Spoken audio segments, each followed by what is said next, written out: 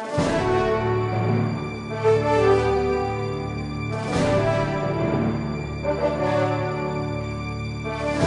Iglesia Bíblica del Señor Jesucristo presenta Palabra de Gracia. Mis hermanos, el mandamiento que más se repite en la Biblia, expresado de diferentes maneras, dirigido a diferentes personas en diferentes circunstancias, es: no temas.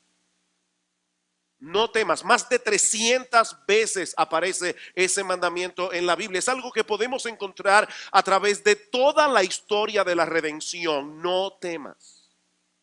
Génesis capítulo 15 versículo 1: no temas, Abraham, yo soy tu escudo y tu galardón será sobremanera grande. Génesis capítulo 26 versículo 24: a Isaac, yo soy el Dios de Abraham tu padre, no temas porque yo estoy contigo. Deuteronomio capítulo 31 versículo 8: al pueblo de Israel en el desierto, y Jehová va delante de ti, él estará contigo, no te dejará ni te desamparará, no temas ni te intimides.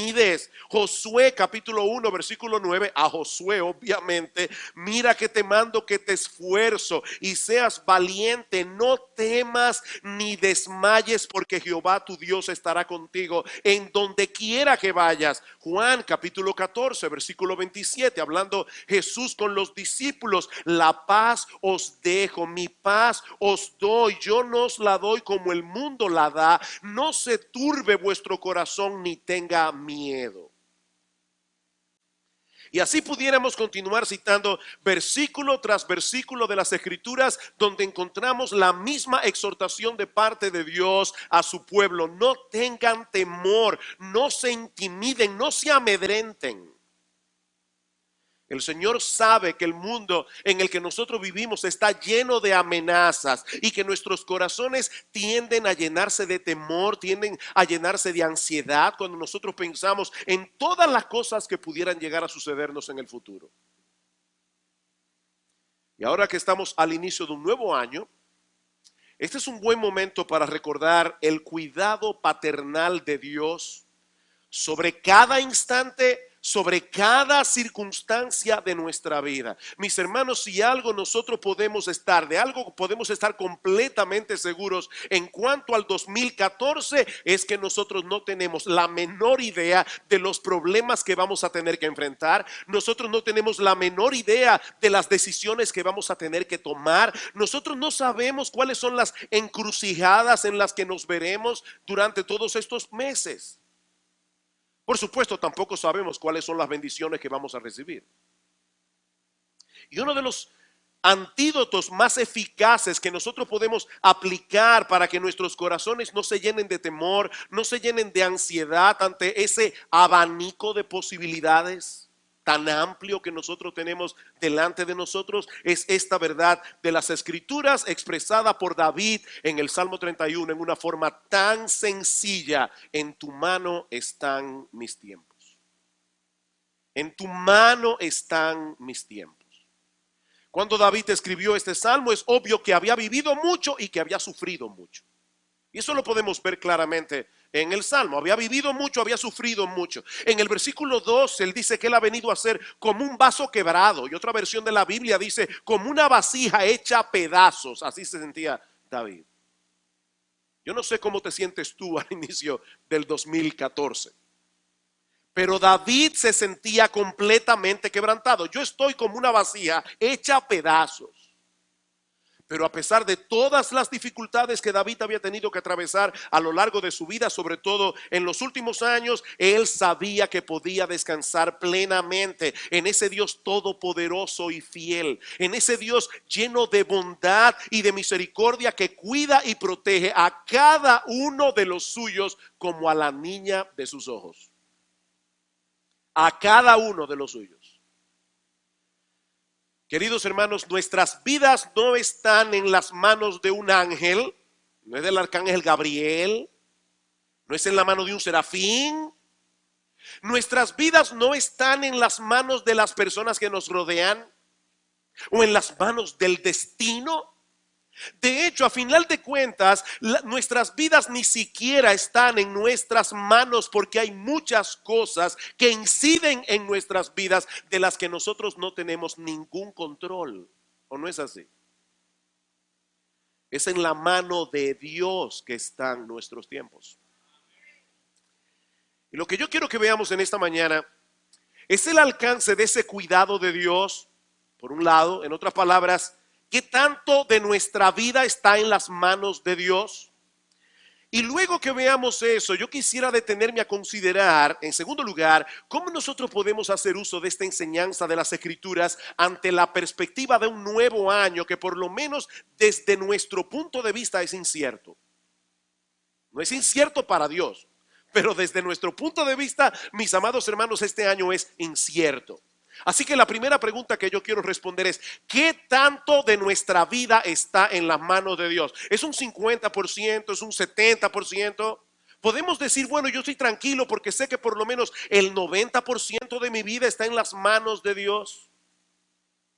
¿Hasta dónde llega, mis amados hermanos, el cuidado paternal de Dios? Bueno, David dice, en tu mano están mis tiempos. Y esta palabra tiempo aquí engloba todos los eventos, todas las circunstancias de nuestra vida. Es por eso que la Nueva Versión Internacional traduce este versículo: mi vida entera está en tus manos.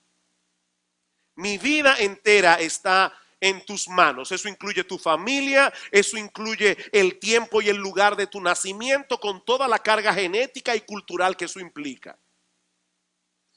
Dice David en el Salmo 139, versículo 13, porque tú formaste mis entrañas, tú me hiciste en el vientre de mi madre. Y luego en el versículo 16 añade, mi embrión vieron tus ojos y en tu libro estaban escritas todas aquellas cosas que fueron luego formadas, sin faltar una de ellas. Tal vez tú eres una de esas personas que le hubiera gustado nacer con otro apellido, o haber tenido otro nivel socioeconómico, o que tu apariencia física fuera diferente en algún sentido. Pero mi amado hermano, mi amada hermana, todo eso fue determinado soberanamente por Dios antes de que tú nacieras.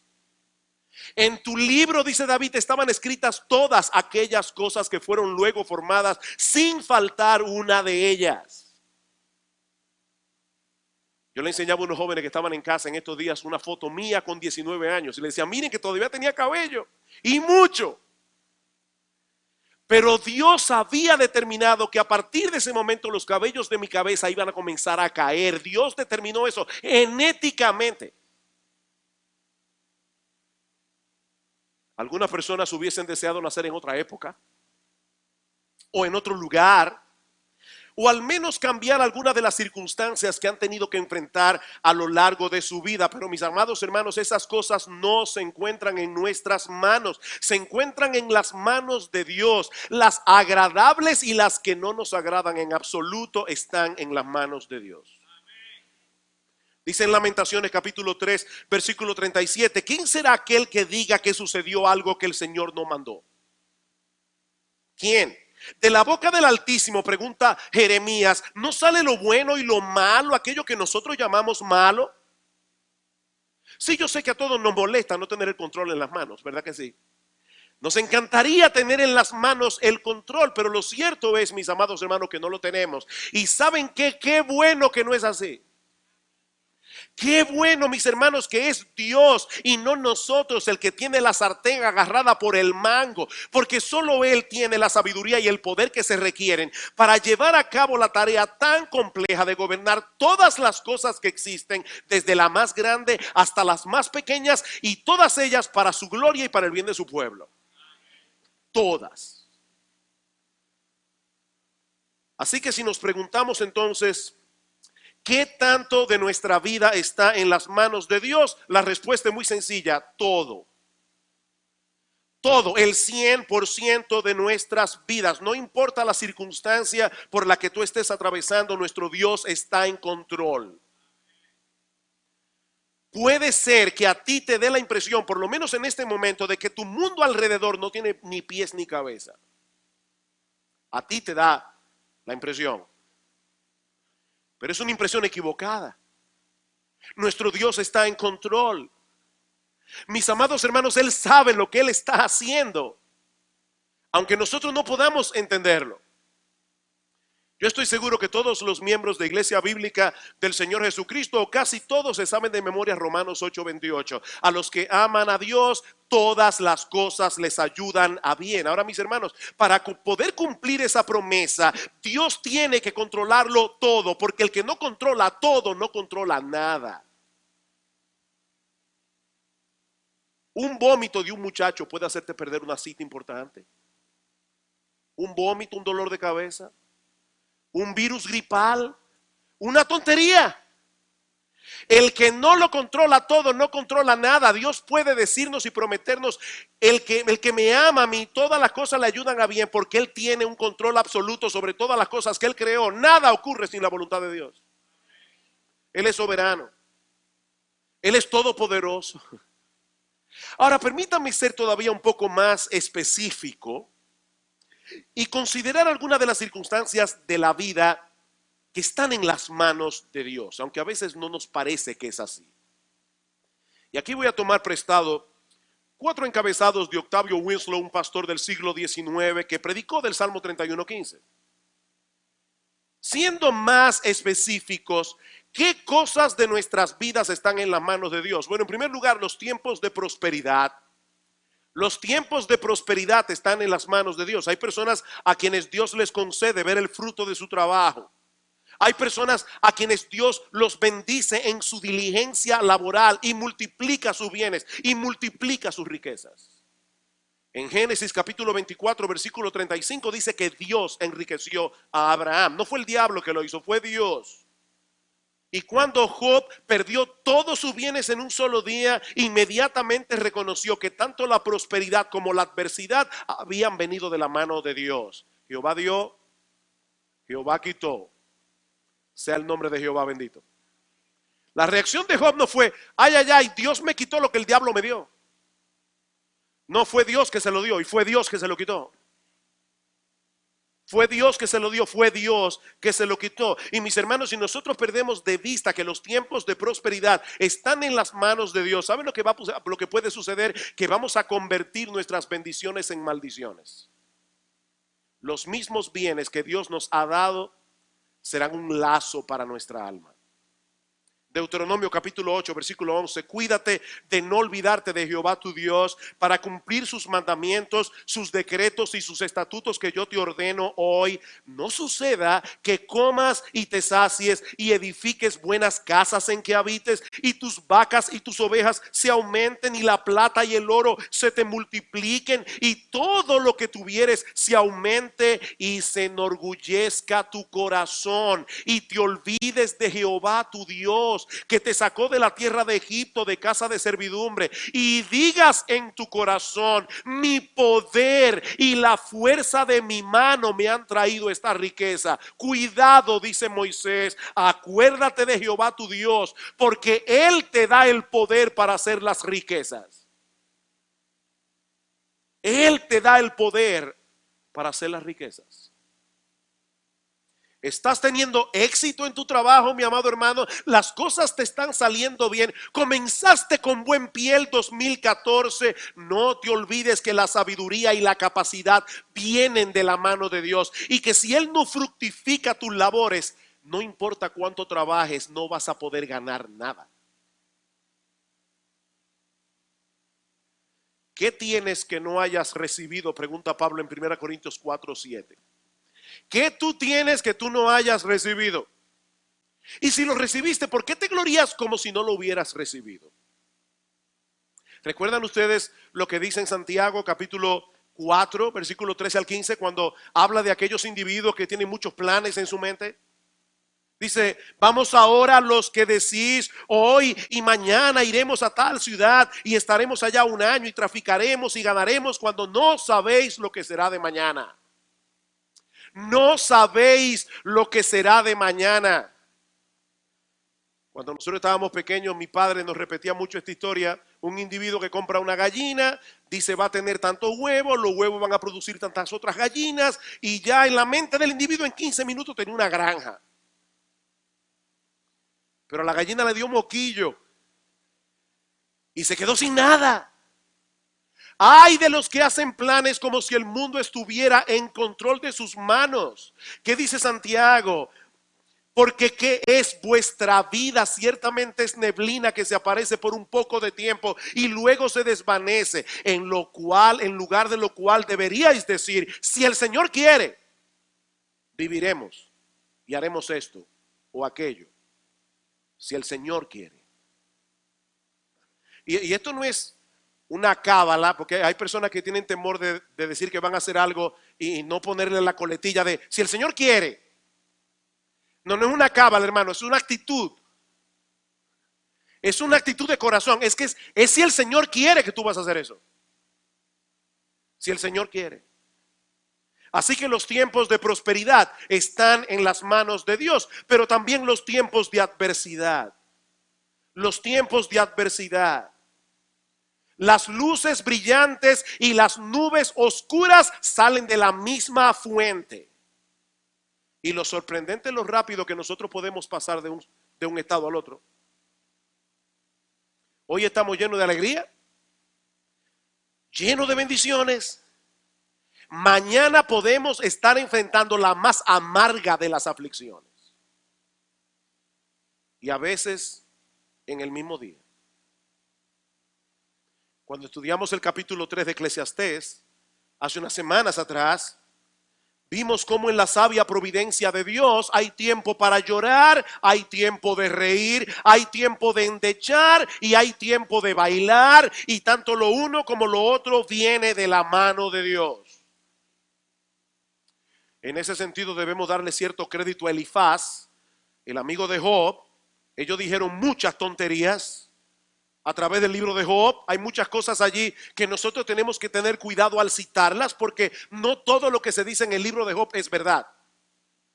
O sea, el autor del libro de Job escribió de manera inspirada lo que los amigos de Job dijeron.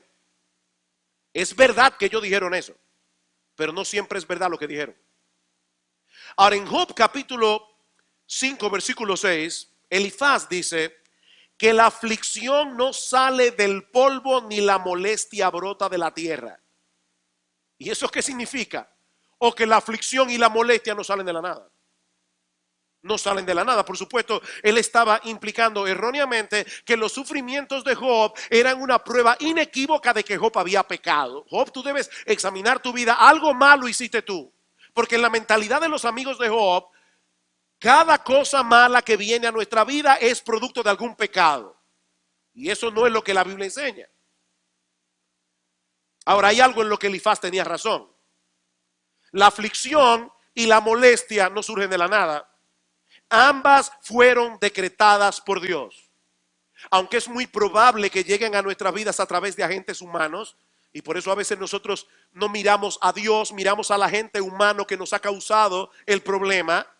Pero al final de cuentas, mis amados hermanos, esos agentes humanos a través de los cuales llegan los problemas a nuestras vidas, esos agentes humanos son responsables de sus acciones, pero ellos no pueden hacer absolutamente nada fuera del decreto divino. Mis hermanos, ¿qué pudo ser más injusto y más pecaminoso que el hecho de haber condenado a Jesús a morir crucificado? En toda la historia humana nunca ha habido ni lo habrá un veredicto más absurdo que el de Pilato en aquel día. ¿Cuál fue el veredicto de Pilato? Jesús es inocente pero debe morir. Y vamos a soltar en cambio a Barrabás. Pero ¿qué dice en Hechos capítulo 4 versículo 27? Porque verdaderamente se unieron en esta ciudad contra tu santo hijo Jesús, a quien ungiste Herodes y Poncio Pilato con los gentiles y el pueblo de Israel, para hacer cuanto tu mano y tu consejo habían antes determinado que sucediera. Pregunta, mis hermanos, ¿fueron Herodes, Pilato, los líderes religiosos del pueblo de Israel, fueron responsables por su pecado? ¿Pagarán ellos delante de Dios por su pecado? Sí, pero su actuación no tomó a Dios desprevenido. Más aún, Dios había decretado dejarlos seguir el curso de su maldad, porque siguiendo el curso de su maldad, estas personas iban a llevar a cabo el plan redentor de Dios. ¿Quién entiende eso? Por eso es que Pablo, en Romanos capítulo 11, versículo 32, luego de haber explicado todo lo que es el evangelio y todos los elementos conectados con el evangelio, ¿cómo termina Pablo ese capítulo 11 de Romanos? Oh, profundidad de las riquezas de la sabiduría y de la ciencia de Dios, cuán insondables son sus juicios e inescrutables sus caminos, porque ¿quién entendió la mente del Señor? ¿Quién? ¿Tuvo Dios algún consejero celestial? ¿O quién le dio a él primero para que le fuese recompensado? Pregunta Pablo. Nadie, porque de él y por él y para él son todas las cosas. A él sea gloria por los siglos. Amén. No podemos saber de antemano cuáles son las copas de aflicción que tendremos que beber en el 2014. De que vamos a sufrir, vamos a sufrir. La Biblia dice, el Señor Jesucristo, en el mundo tendréis aflicción. Así que mi hermano, en buen dominicano, eso no te lo despinta a nadie, ni a ti ni a mí. Nosotros no sabemos lo que vamos a sufrir en el 2014. Pero no olvidemos que esos tiempos de adversidad vienen de la mano de Dios y que Dios no tiene despropósito alguno. Dios no tiene despropósito alguno. Tal vez tendrás que sufrir la pérdida de algo que tú atesoras y algo que es bueno en sí mismo, pero es posible que ese algo se esté convirtiendo en un ídolo en tu vida. Y Dios te lo va a quitar. Tal vez tendrás que pasar por intensos periodos de soledad en el 2014. ¿Sabes para qué? Tal vez para que puedas disfrutar más plenamente de la presencia de Dios. Es posible que el Señor quiera enseñarte en el 2014 a ser más paciente. Y cuidado con pedir paciencia. Debemos pedir paciencia. Pero todos aquí sabemos cómo es que Dios se las arregla, ¿verdad? Para producir paciencia. La prueba de vuestra fe produce un carácter aprobado, dice la Biblia. Y una de las cosas que produce es paciencia. Es posible que Dios quiera ponerte en disyuntivas donde te enseñe a depender más de Él en oración. Yo no sé cuáles pueden ser todos los propósitos de Dios. Hablando de la aflicción que tuvieron que atravesar durante su ministerio en Asia, Pablo dice en 2 Corintios capítulo 1 versículo 9 que Dios los había colocado en una situación extremadamente angustiosa, a tal punto, dice Pablo, que perdimos toda esperanza de conservar la vida. ¿Y todo eso para qué? Para que no confiásemos en nosotros mismos, dice Pablo, sino en Dios que resucita a los muertos. Dios quería cuidar a Pablo. Dios quería que Pablo no confiara en sí mismo. Los tiempos de prosperidad, los tiempos de adversidad están en las manos de Dios. Pero ahora voy a decirles algo todavía más extraño. Los tiempos de tentación, los tiempos de lucha espiritual también están en la mano de Dios. Ese es uno de los aspectos de la vida cristiana que más turbación y temor produce en el corazón de un verdadero cristiano. Nosotros no sabemos cuáles serán las tentaciones que tendremos que enfrentar en los próximos meses, pero algo sí podemos saber con toda certeza, mis hermanos: seremos tentados y en ocasiones tendremos que atravesar por periodos de intensa lucha espiritual. Pablo habla del día malo. El día malo. Son periodos de tentaciones inusuales.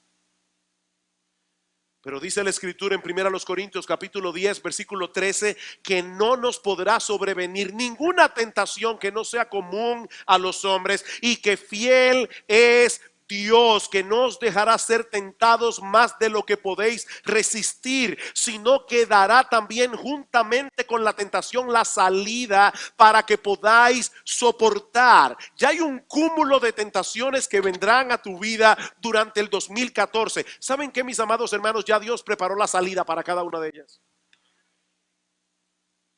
Ya Dios preparó la salida. Los tiempos de tentación están en las manos de Dios. Él no tienta a nadie. Santiago capítulo 1 versículo 13. Dios no puede ser tentado por el mal, ni Él tienta a nadie. Pero mis hermanos, ninguna tentación viene a nuestras vidas hasta que no haya sido primero supervisada y permitida por Dios. Él no nos dejará ser tentados más allá de lo que podemos resistir. ¿Qué implica eso? Que nada puede tocar a un hijo de Dios a menos que Él lo permita. Si va a venir una tentación a tu vida que ya Dios sabe de antemano que tú no vas a poder soportarla, Dios la quitará de tu camino.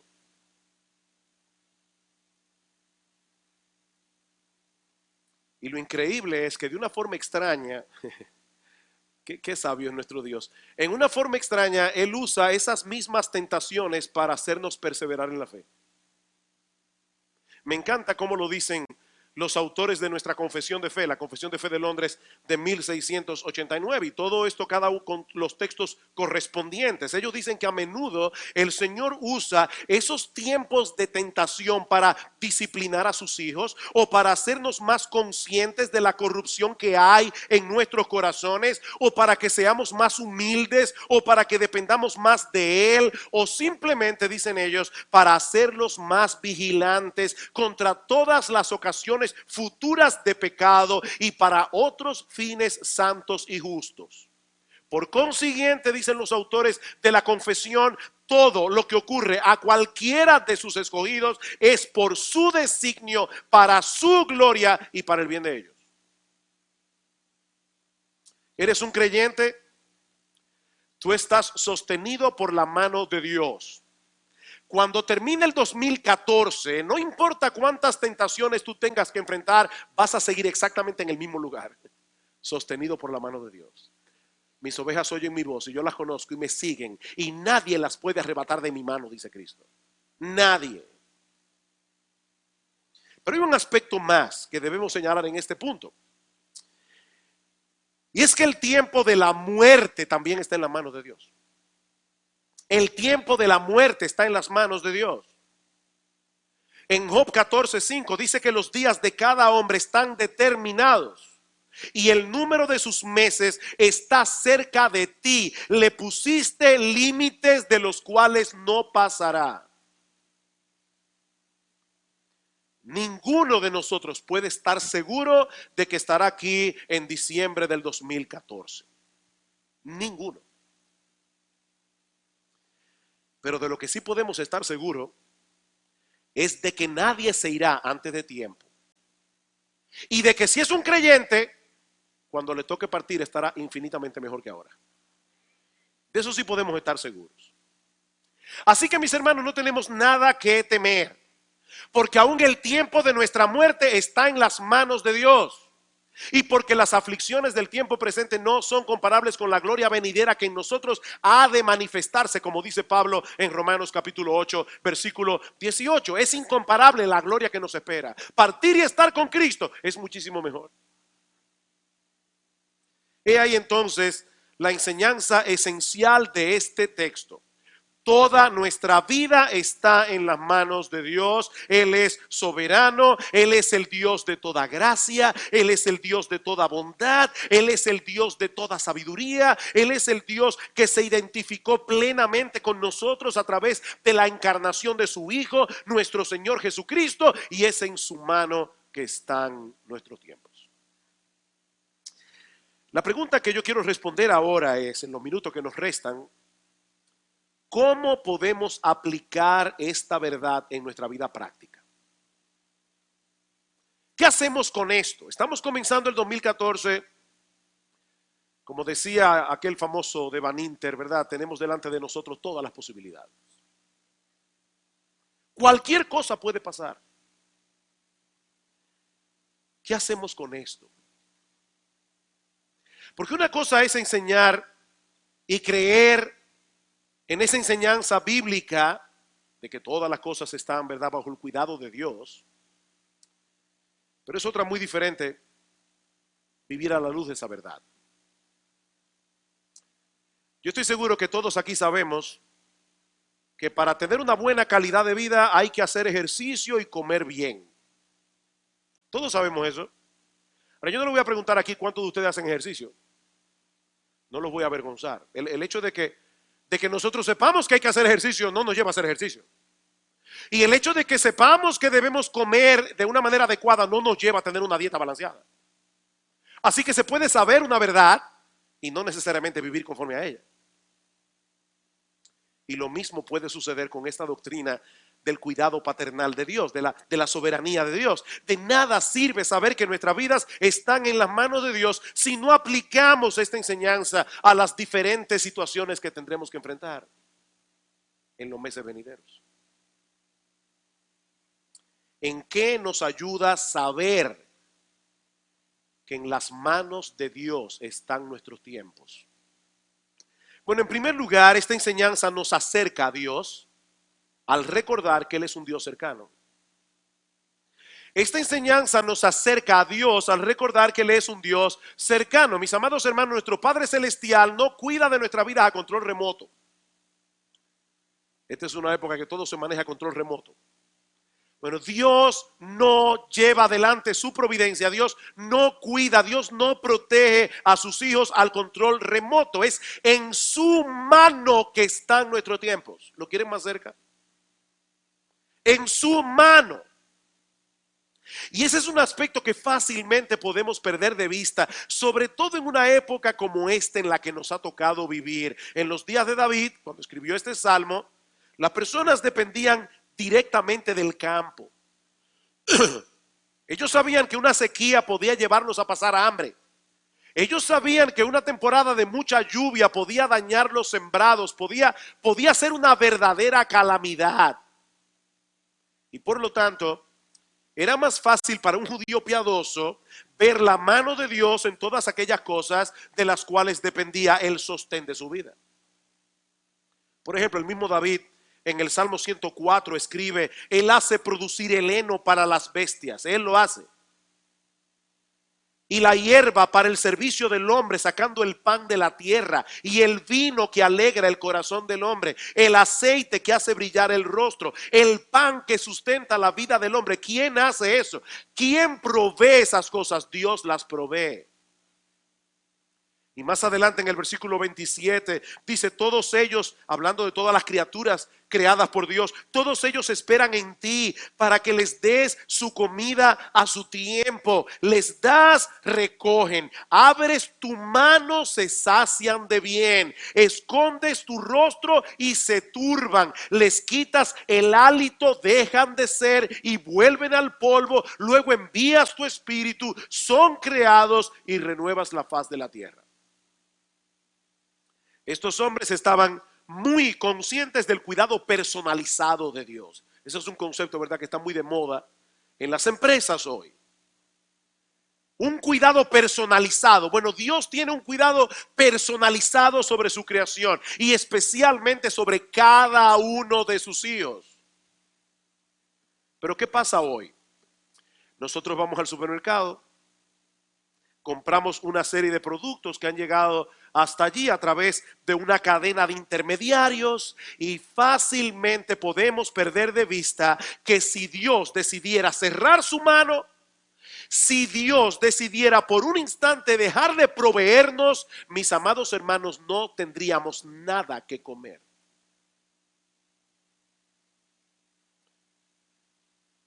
Lo que David dice en el Salmo 104 sigue siendo verdad en el día de hoy. Tú dependes de la mano de Dios. Tú dependes de la mano de Dios día tras día. Señor, nosotros debemos orar al Señor exactamente como el Señor nos enseñó a orar. Danos el pan de cada día. Danos el pan de cada día, porque eso depende de ti. Mis hermanos, nuestro Dios es un Dios cercano. Él está atento a cada uno de sus hijos en una forma especial. Mira, mi hermano, si tú fueras el único creyente, el único cristiano sobre la faz de la tierra, Dios no tendría más cuidado de ti que el que tiene ahora cuidando a millones. No sé si se entendió ese concepto, pero si tú fueras el único creyente, no hubiera otro creyente en la tierra, Dios no estaría más atento a ti que lo atento que Él está ahora, cuidando a millones. Porque Él es omnipresente, Él es omnisciente. Él puede cuidarlos a todos como si fueran los únicos, al mismo tiempo. ¿Y sabes lo que ocurre cuando nosotros tenemos esa perspectiva de un Dios cercano? Que eso nos anima a acercarnos a Él. Eso nos anima a acercarnos. Con la confianza de un hijo que sabe que es amado, con la confianza de un hijo que sabe que es atendido por su padre. Hebreos capítulo 4, versículo 16. Acerquémonos pues confiadamente al trono de la gracia para alcanzar misericordia y hallar gracia para el socorro oportuno. Acerquémonos confiadamente. Nuestro Dios es un Dios cercano. En segundo lugar, esta enseñanza es un poderoso antídoto contra la ansiedad y el temor. Esta enseñanza es un poderoso antídoto contra la ansiedad y el temor. Me encontré con una hermana este miércoles. Yo creo que a ella no le va a molestar que yo diga esto, además que ustedes no saben quién es. Que me decía, mi hermano perdió el trabajo, yo perdí el trabajo. Es duro comenzar el año así.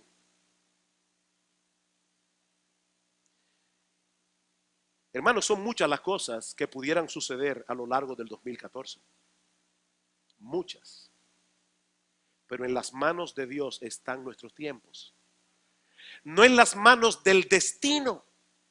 De un destino ciego y antojadizo. Hablando del cuidado paternal de Dios sobre los suyos, dice el Señor Jesucristo en Mateo 10:29, ¿no se venden 2 pajarillos por 1/4? Con todo, ni uno de ellos cae a tierra sin vuestro Padre. En el tiempo del Señor, los gorriones se vendían al equivalente de 2 por 1 centavo. Eso es lo que significa el texto. 2 pajarillos, 2 gorriones por 1/4. 1/4 era una 12ª parte de un denario, y un denario era lo que una persona ganaba al día en aquellos días. Y a pesar de eso, dice el Señor, ningún gorrión puede morir sin el consentimiento de Dios. ¿Y qué de nosotros? Bueno, sigue diciendo el Señor, pues aún vuestros cabellos están todos contados, así que no temáis, más valéis vosotros que muchos pajarillos. No temáis. No permitan que sus corazones se llenen de ansiedad. De hecho, en el Salmo 31, cuando Marcos lo leyó, noten cómo dice en el versículo 14, luego de hablar de todas las aflicciones que David venía enumerando en el Salmo, mas yo en ti confío, oh Jehová, digo, tú eres mi Dios. David se recordaba a sí mismo, tú eres mi Dios y en tu mano están mis tiempos. El Señor tiene cuidado aún de cada uno de nuestros cabellos. Solo por el hecho de ser el cabello de uno de sus hijos. Y ahora el Señor pregunta, ¿por qué tenemos temor? Y me encanta cómo Cristo dice, no se venden 2 pajarillos por 1/4 y con todo ni uno de ellos cae a tierra sin qué, sin vuestro Padre. Él no es el Padre de los gorriones, Él es vuestro Padre. Él es nuestro Padre. ¿Cómo podemos tener temor? Aquellos que fuimos comprados por la sangre de Cristo, aquellos que fuimos redimidos de nuestros pecados, aquellos que fuimos lavados en su sangre, aquellos que fuimos adoptados en la familia de la fe. Dios cuida de los gorriones, ¿no va a cuidar de nosotros? Los gorriones no tienen un psiquiatra de gorriones que los ayuda a curarse de la ansiedad, no tienen que tomar terapia, no no toman ansiolítico. Ellos saben instintivamente que el Dios que los creó llenó la tierra de alimentos para ellos. La tierra está llena de gusanos para alimentar a todos los gorriones. Y ellos no se preocupan. ¿Y qué dice Cristo en Mateo capítulo 6? No os afanéis por vuestra vida, que habéis de comer, que habéis de beber o que habéis de vestir. ¿No es la vida más que el alimento y el cuerpo más que el vestido? Mirad las aves del cielo, dice el Señor, que no siembran, ni ciegan, ni recogen en graneros. Ellas no tienen una cuenta de gusano, por si acaso. Tú sabes que la cosa se puede poner dura en el 2014. No. Ellas no pasan trabajo. Ellas saben que Dios las cuida, que Dios las protege. No estéis ansiosos, dice Cristo. Déjenle eso a los paganos que no conocen a Dios. Vuestro Padre sabe de qué cosas tenéis necesidad antes de que vosotros le pidáis. ¿Por qué tenéis temor? Es interesante notar que muy probablemente cuando Cristo estaba en la cruz del Calvario, Él estaba pensando en el Salmo 31. ¿Se dieron cuenta de eso? Cuando Marcos leyó el Salmo. En Lucas capítulo 23, versículo 46, Jesús ora usando precisamente el Salmo 31:5. En tu mano encomiendo mi espíritu. Así que es muy probable que el Señor Jesucristo enfrentara la cruz pensando en el Salmo 31. Mi amado hermano, tú puedes enfrentar el 2014 recordando que en la mano de Dios están tus tiempos. En tercer lugar, esta enseñanza nos mueve a esforzarnos en el cumplimiento de nuestros deberes y responsabilidades. Esta enseñanza nos mueve a esforzarnos en el cumplimiento de nuestros deberes y responsabilidades. Algunos pudieran pensar que esta doctrina bíblica es un incentivo para el fatalismo, es un incentivo para la vida despreocupada. Si Dios está en control, entonces no importa lo que yo haga o deje de hacer, será lo que será. No, mis hermanos, porque el Dios que tiene el control de todas las cosas también decretó los medios a través de los cuales las cosas habrán de suceder. Y nosotros somos responsables. Dice John Piper, si Dios predestinó que yo muriera por una herida de bala, entonces no moriré si la bala no es disparada. Si Dios predestinó que yo fuera sanado por una cirugía, entonces si no hay cirugía no seré sanado. Pastor, eso es un misterio, yo lo sé. Pero a nosotros no se nos pide que desentrañemos el misterio de la soberanía de Dios por un lado, la responsabilidad humana por el otro. Pero el hecho de saber que las cosas no se mueven al garete, sino bajo el cuidado paternal de un Dios sabio y todopoderoso, debe ser un incentivo para la acción, no para la despreocupación. Cuando los hijos de Israel tuvieron que enfrentarse en batalla contra los sirios y contra los amonitas, los dos generales del ejército de David, que eran hermanos, Joab y Abisai, ¿qué se dicen el uno al otro? En 2 de Samuel capítulo 10, esfuérzate y esforcémonos por nuestro pueblo y por las ciudades de nuestro Dios, y haga Jehová lo que le pareciera. Él se amparó en la doctrina de la soberanía de Dios para luchar con todas sus fuerzas a favor de su pueblo. Filipenses 2:12. Por tanto, amados míos, como siempre habéis obedecido, no como en mi presencia solamente, sino mucho más ahora en mi ausencia, ocupaos en vuestra salvación con temor y temblor. ¿Por qué? Porque Dios es el que en vosotros produce así el querer como el hacer por su buena voluntad. El pueblo que conoce a su Dios se esforzará y actuará, dice en Daniel capítulo 11, versículo 32. Pero al mismo tiempo esta enseñanza, en cuarto lugar, nos mueve a depender enteramente del Señor en la medida en que nos envolvemos en el cumplimiento de nuestros deberes y responsabilidades. Esta enseñanza nos mueve a depender enteramente del Señor en la medida en que nos envolvemos en el cumplimiento de nuestros deberes y responsabilidades. Yo supongo que muchos aquí ya trajeron a sus mentes el Salmo 127:1. Si Jehová no edificare la casa, en vano trabajan los edificadores. Si Jehová no guardare la ciudad, en vano vela la guardia. La enseñanza de este texto es muy simple. Si no es Dios el que edifica la casa, al final de cuentas, el trabajo que hagas edificando será en vano.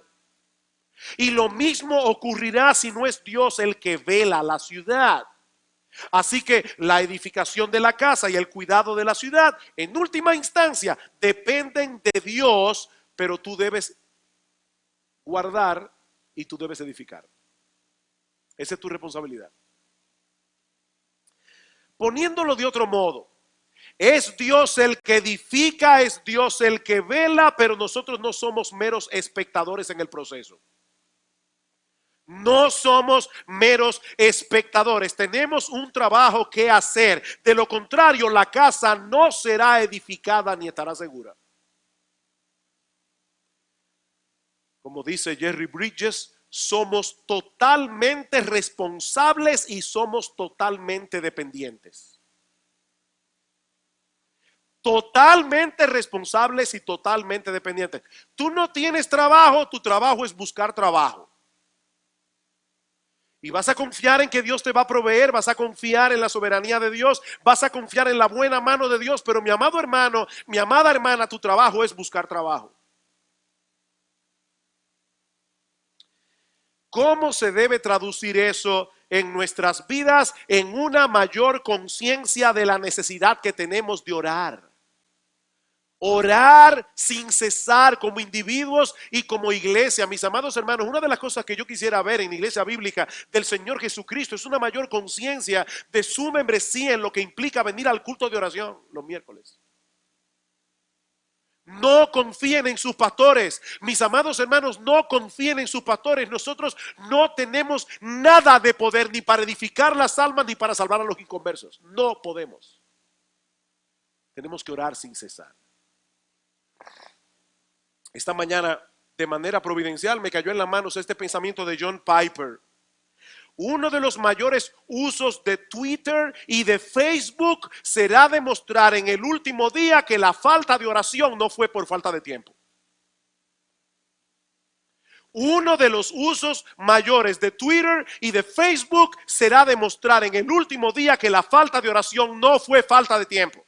Y yo creo que todos me entienden aquí, ¿verdad que sí? No es falta de conciencia de la necesidad que tenemos de Dios. Finalmente, esta enseñanza es un llamado a los pecadores a que se reconcilien con ese Dios en cuya mano está su vida. Esta enseñanza es un llamado de Dios a los pecadores a que se reconcilien con ese Dios en cuya mano está su vida. Mi amigo, todo lo que nosotros hemos visto hoy es de gran consuelo, pero solo para los creyentes. No nos confundamos. Solo para los creyentes. Solo para aquellos que reconocen su pecado. Solo para aquellos que saben que son merecedores del infierno y de la ira de Dios. Solo para aquellos que saben que son impotentes para salvarse a sí mismos. Solo para aquellos que han venido a Cristo en arrepentimiento y fe. Y ¿sabes qué, mi amigo? Tu vida está en las manos de Dios. Tu vida también está en las manos de Dios.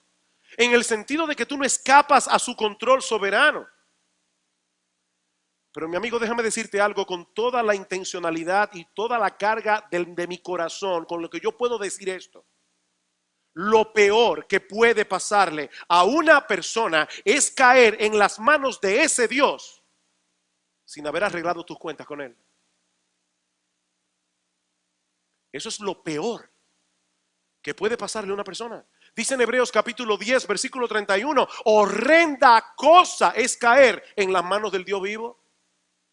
Horrenda cosa.